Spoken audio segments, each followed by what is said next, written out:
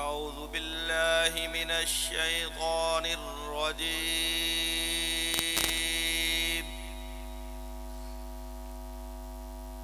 بسم الله الرحمن الرحيم.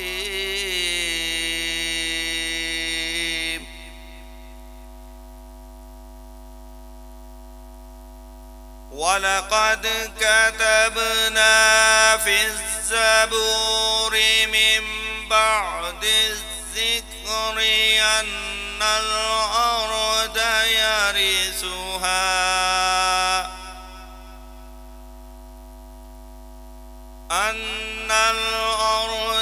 يرثها عبادي الصالحون.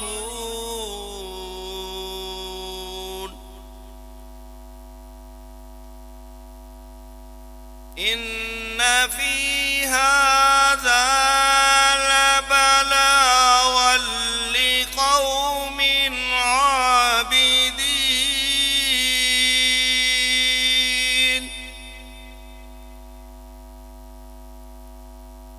وما أرسلناك إلا رحمة للعالمين.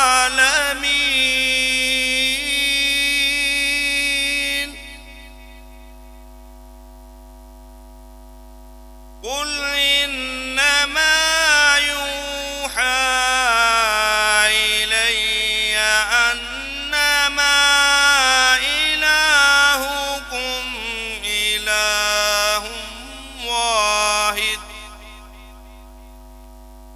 فهل أنتم مسلمون؟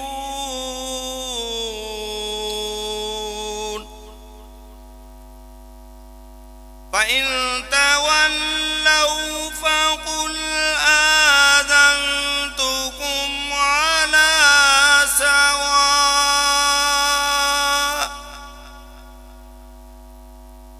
وإن أدري قريب أم بعيد ما توعدون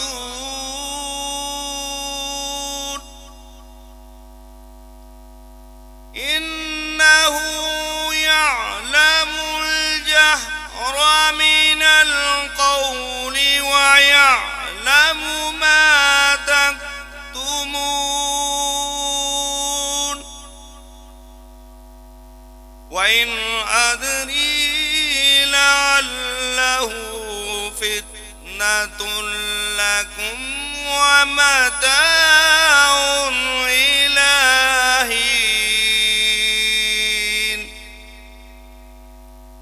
قال رب احكم بالحق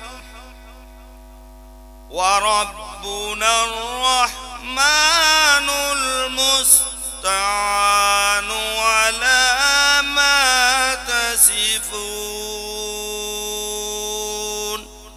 صدق الله العظيम. जो कुरान करीम की आयत मुबारक तिलावत की है उसका तर्जुमा बगौर सुनिए। हम ज़बूर में बंदो नसीहत के बाद ये लिख चुके हैं कि ज़मीन के वारिस मेरे नेक बंदे ही होंगे। इबादत गुजार बंदों के लिए तो इसमें एक बड़ा पैगाम है और हमने आपको तमाम जहान वालों के लिए रहमत बनाकर ही भेजा है। कह दीजिए मेरे पास तो बस वही की जाती है कि तुम सबका माबूद एक ही है, तो क्या तुम भी उसकी फरमा बरदारी करने वाले हो? फिर अगर ये मुंह मोड़ ले तो कह दीजिए कि मैंने तुम्हें यकसा तौर पर खबरदार कर दिया है। मुझे इल्म नहीं कि जिसका वादा तुमसे किया जा रहा है वो करीब है या दूर। अलबत्ता अल्लाह ताला तो खुली और ज़ाहिर बात को भी जानता है और जो तुम छुपाते हो उसे भी जानता है। मुझे इसका भी इल्म नहीं, मुमकिन है ये तुम्हारी आजमाइश हो और एक मुकर्रर वक़्त तक का फ़ायदा पहुँचाना है। खुद नबी ने कहा, ए रब इंसाफ के साथ फैसला फरमा और हमारा रब बड़ा मेहरबान है जिससे मदद तलब की जाती है इन बातों पर जो तुम बयान करते हो।